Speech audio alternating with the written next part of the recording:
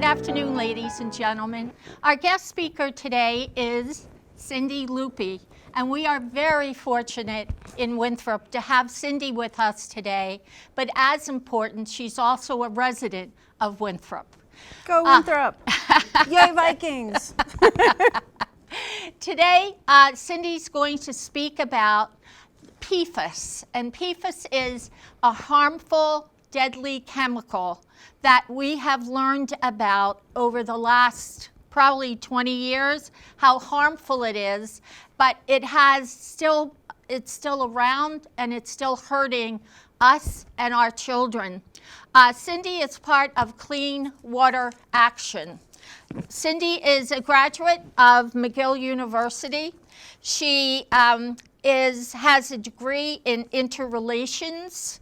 And what's funny, which I learned today, I didn't know, is that she was a member of the Peace Corps and she did her duty in Africa. When she came back to the United States, she began to get involved in different organizations that deal with the environment. One thing she is now, which is so important, is that she's the New England director of I can't read my own writing, of Clean Water Action. And we are so fortunate. I met Cindy when she was doing little pieces around our state and our country. Now Cindy still does New England, which has expanded, but now she's also involved in the parts of our whole country. So I'm very proud of her, and I'm proud that I know her and have worked with her, and that, may I say, she's a lovely woman. And we're very grateful to have her give us a wonderful informational talk today. Thank you, Cindy. Thank you. I'm a proud member of Winthrop Mothers Out Mothers Front. Out Front, yes. So this is very exciting to be here with you all. I love Winthrop, and this is going to be a great conversation, and I really encourage people to ask questions as we go along. In parts, it might sound a little bit like alphabet soup, because that's what chemistry is like sometimes, but really what we're talking about is PFAS chemicals that are a problem mostly because they're toxic, they're persistent, and they're also very mobile. They don't necessarily stay put in the products that they originally are ingredients for. So those are some of the characteristics that make them a big problem, and particularly building up in our water system. Although I do want to flag that we in Winthrop are on the MWRA system. I think most of us here know that.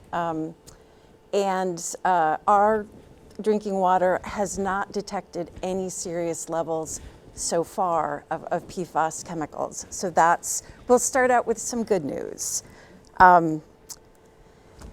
So, per and polyfluoroalkyl substances, that's the technical term for PFAS, and it's really a class of thousands of chemicals that are used for a variety of stain-resistant and non-stick and waterproof functions and products.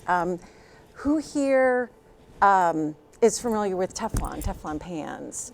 Yeah, do you remember when Teflon pans came out? It seemed like it was a big revolution that you could get to non-stick pans, and you know, as the sometimes you can see these ads from back in the day that show these, like, you know, happy grinning pans. You know, it's an amazing concept. We're non-stick, but unfortunately, they also have a range of health impacts, and they're very hard to clean up. So in the 1940s, DuPont was the company that sort of launched the PFAS experience and work towards dissemination.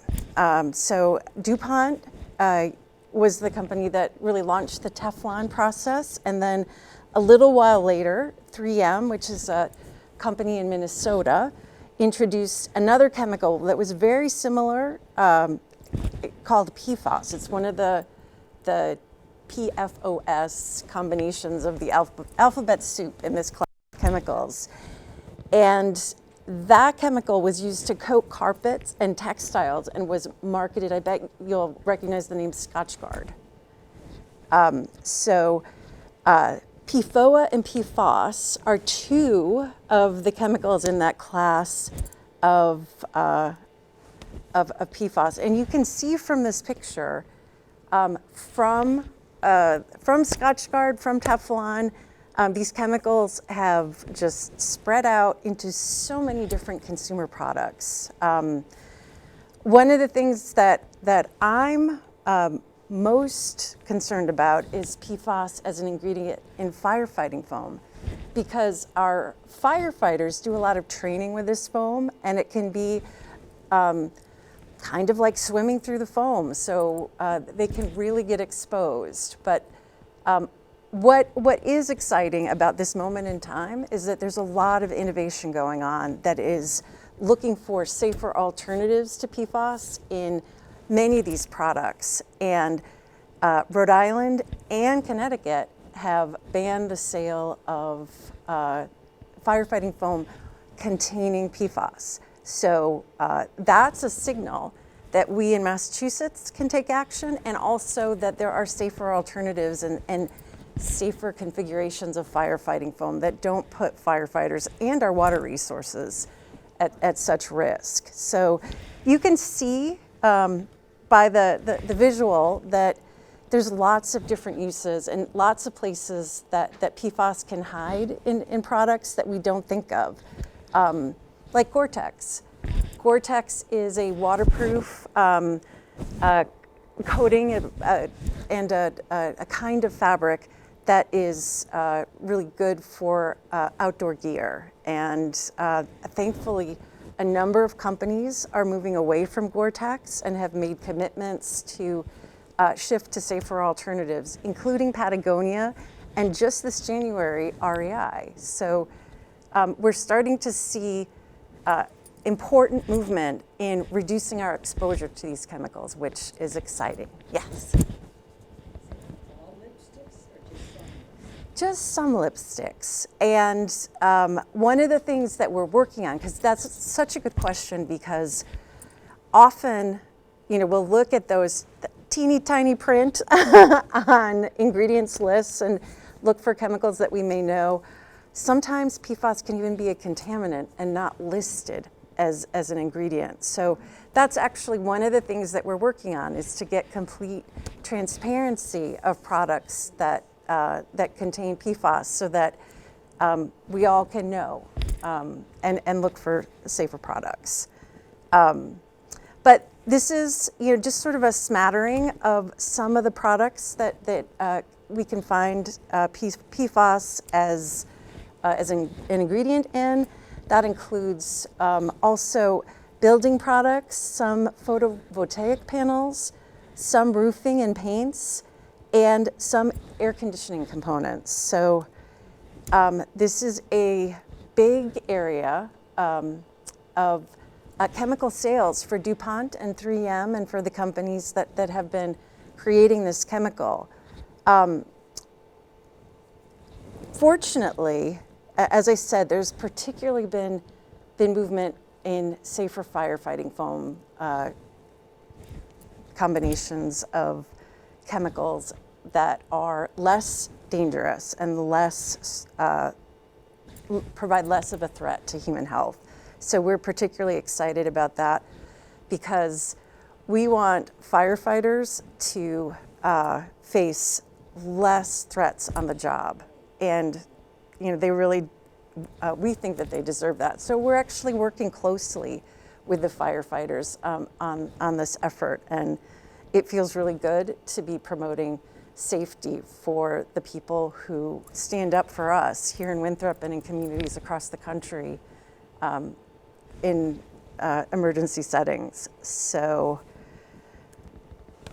we are learning more and more about these chemicals as time goes on. Early on, sort of post-World War II and till just a few years ago, there were just two, the PFOA and PFAS configurations that we heard about.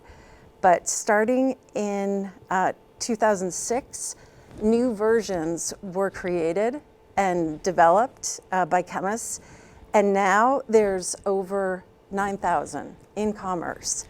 So this has been an area of science that has just, just exploded. No pun intended. I don't know, has anyone here seen The Devil We Know, which is a documentary about some of the first experiences that the public had really getting to know the health impacts of PFAS. It was set on a farm in West Parkersburg, Virginia, which was very near to a DuPont factory.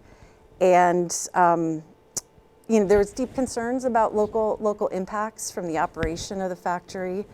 And ultimately what was discovered, and this I think is really such a clever title for this documentary, an internal memo was discovered from back in the 70s that an internal staff person had said, we are concerned about the following health impacts, but we're also concerned that other alternatives might have the same impacts.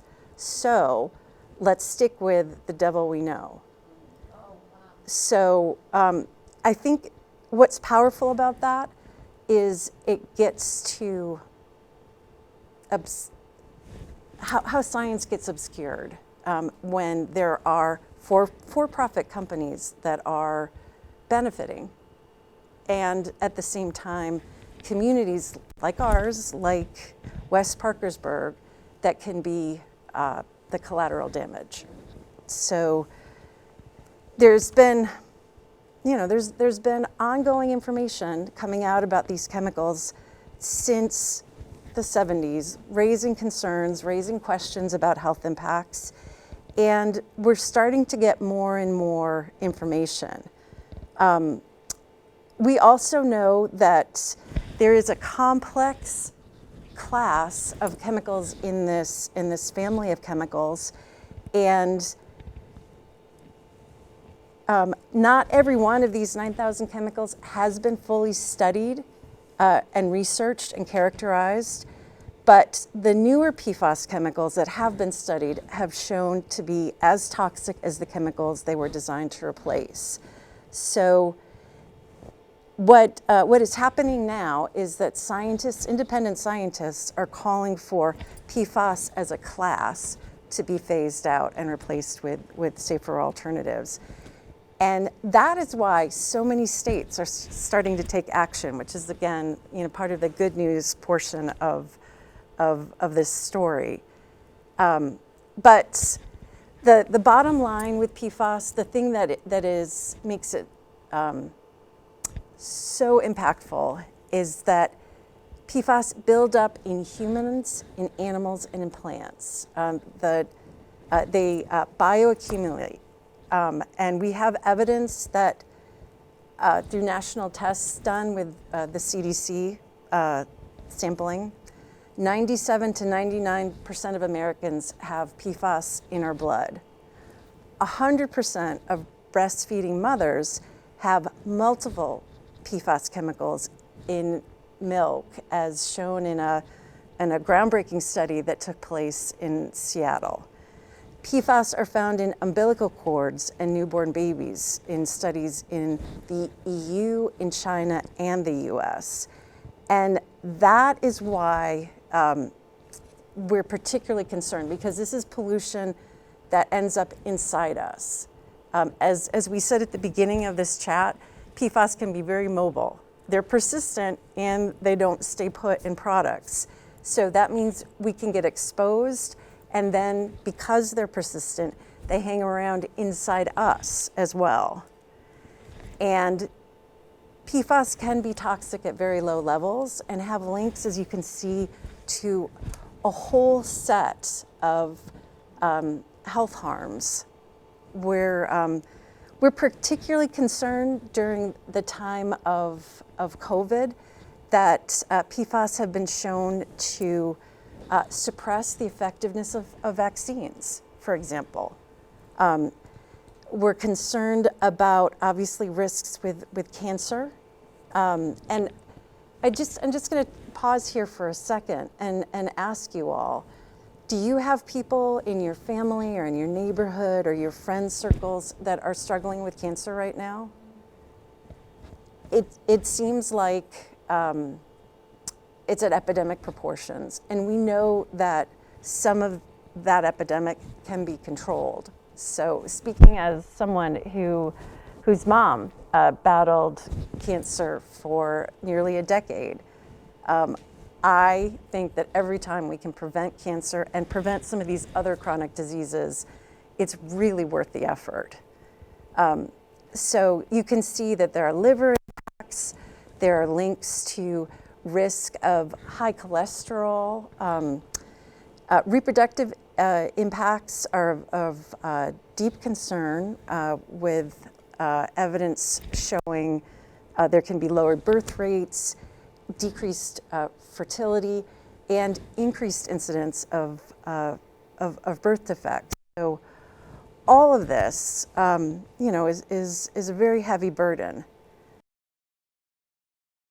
Question from the audience. How is it that if PFAS is no longer being produced in the US, there are still impacts, it's still a problem?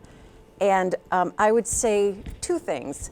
One is that there was a voluntary agreement for companies not to make those first two PFAS chemicals anymore, PFOA and PFAS. So those two have been phased out by chemical companies, and that's a good thing. But they shifted to thousands of other versions, and those are still being made. Also, these chemicals are persistent, and it's challenging to work on cleanup. There's a lot of emerging science really working to develop more effective cleanup, because these are such persistent chemicals. It's a challenge. So there's those two chemicals that were the first wave of the PFAS impact. Those are no longer manufactured here, but others are. So it's a great question. And as we talked about, PFAS do not stay put in the products in which they're ingredients. They can travel on air and in water and have been found all over the world. And you can see from this cycle that they start out in consumer groups, in consumer goods, and then go through their life cycle, where they end up in our neck of the woods, going to facilities like the Saugus incinerator, and then can be very persistent in the ash from the incinerator after the waste is burned, and can also escape from the stacks of the incinerator during combustion. So there are impacts the whole life cycle. And our goal is to work on reducing known areas where PFAS has had an impact by reducing the use of the chemicals in products, and shifting away from PFAS and working with safer alternatives. And that is ultimately the big solution that we're all working towards here. What many people feel is that if you think of an analogy in your head, think of a bathtub, and the bathtub is full and starting to overflow. What is the first thing you would do if that were your bathtub in your home? Pull the plug, turn off the tap, right? Stop the water coming into the tub. That is what we're interested in, working to stop more PFAS adding to this high level of contamination.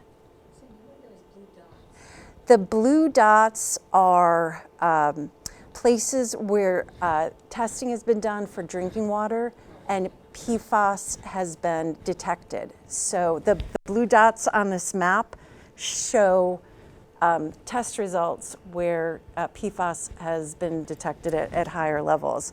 The purple dots show military sites where PFAS has also been detected, and that is most of these communities had their drinking water contaminated because firefighting foam sunk into the ground and contaminated groundwater. Hudson, which is in the middle of the state, is an outlier. They had contamination from a Teflon medical device coating facility. But for most of these communities, it had to do with exposure from firefighting foam. There's also been drinking water contamination, as we noted, around the purple dots, around the military sites, and those are in Westfield, Hyannis, Barnstable, Ayr, and Hudson as well. So this is what we know so far from early testing. And as we've been talking about, if you look at this hierarchy of best practices for controlling the spread of toxic chemicals, the big top asks are that we work on elimination and substituting them with safer alternatives. We can also look at engineering controls like scrubbers on stacks. But in general, what the chart is really saying is it's better to prevent pollution than to clean it up after the fact. And that is why we are really interested in looking at the places where we can replace PFAS with safer alternatives in products in our everyday lives. So these are just a few examples and a few steps that we can all take at the individual levels. We can avoid those bags of microwave popcorn and get popcorn that you use in your microwave in a paper bag or a popcorn maker. Unfortunately, a lot of microwave popcorn on the inside of the bags, those bags that pop up, contain PFAS. Takeout wrappers and food packaging can often contain PFAS as a coating because it can help to be a grease resistor for the paper. Again, there's a lot of good news in this space. We can look to companies like McDonald's and Panera and Taco Bell, over 19 fast food companies and restaurants over the past few years have committed to phase out PFAS in food packaging. So there is good news here. You don't have to worry about all of your takeout food being coated with PFAS, but just in case, don't use the wrapper from your takeout food as like a placemat or a plate. And don't store your food in takeout containers to be on the safe side. PFAS can be even in those salad containers at places like Whole Foods that are sort of recycled brown looking. When there's a coating on the inside, it can contain PFAS. Whole Foods is another one of those companies that has committed to phase out PFAS, but you can't know just by looking at the container whether it contains PFAS. So we're really grateful for counting on these retailers to be moving forward these strategies that phase out PFAS. Another place we've talked about PFAS being present in our homes is in carpets and rugs. And the good news here is that most of the largest manufacturers have stopped using PFAS, And retailers like Home Depot and like Lowe's no longer sell PFAS-treated rugs. But PFAS are still widely used in indoor and outdoor furniture, textiles, and in clothing. So that is why we're working with states across the country to pass laws that make sure that give all of us the confidence to know that PFAS is no longer in the products we're bringing into our homes. And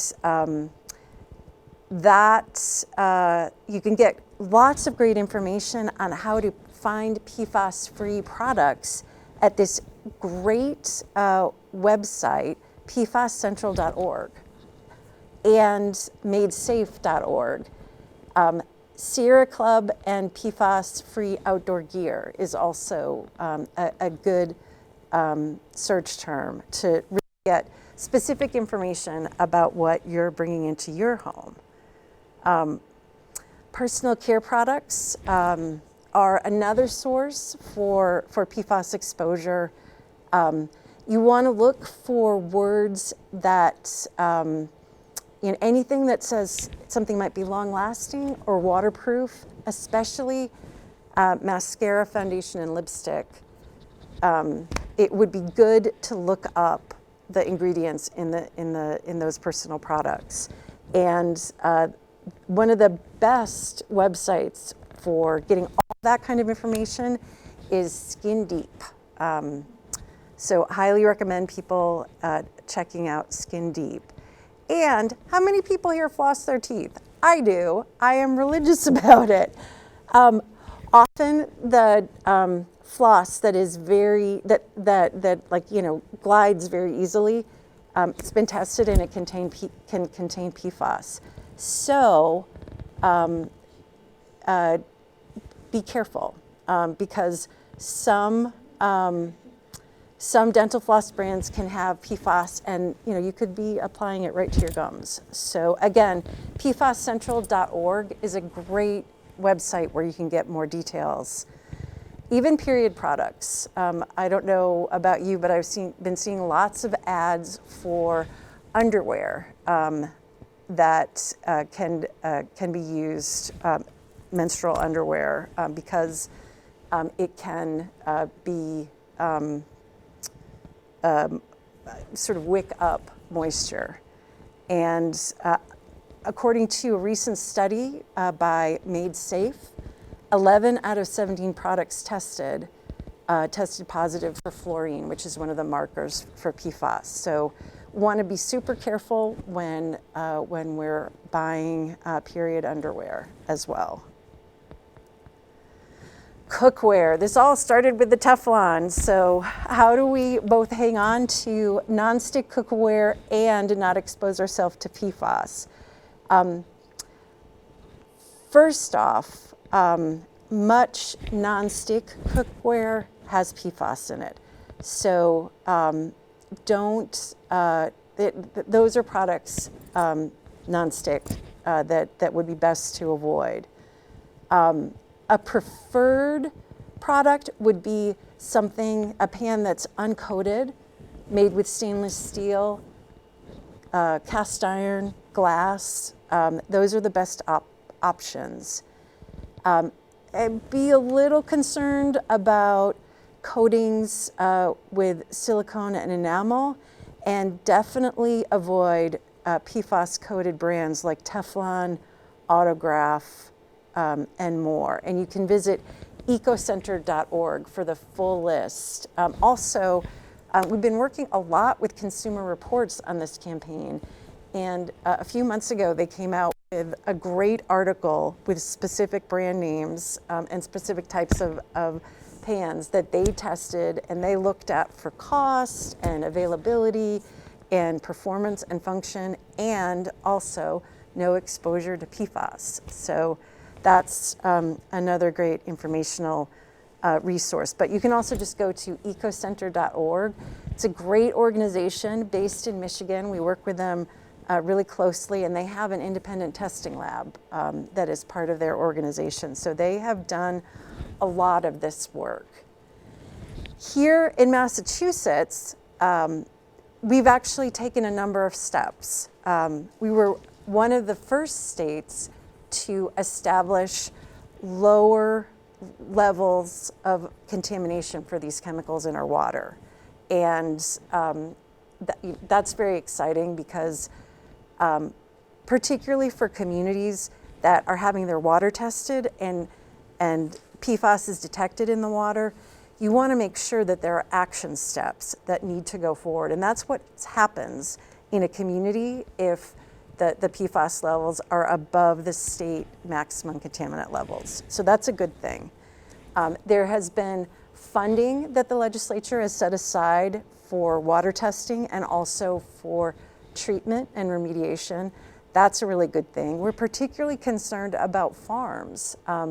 Farms can get exposed to PFAS through compost. If the compost is contaminated, then they have spread contaminated PFAS compost in their farm, and that can mean a really significant cleanup that often, farmers can't afford. So it's a great thing that Massachusetts is moving ahead with setting aside some funds for cleanup.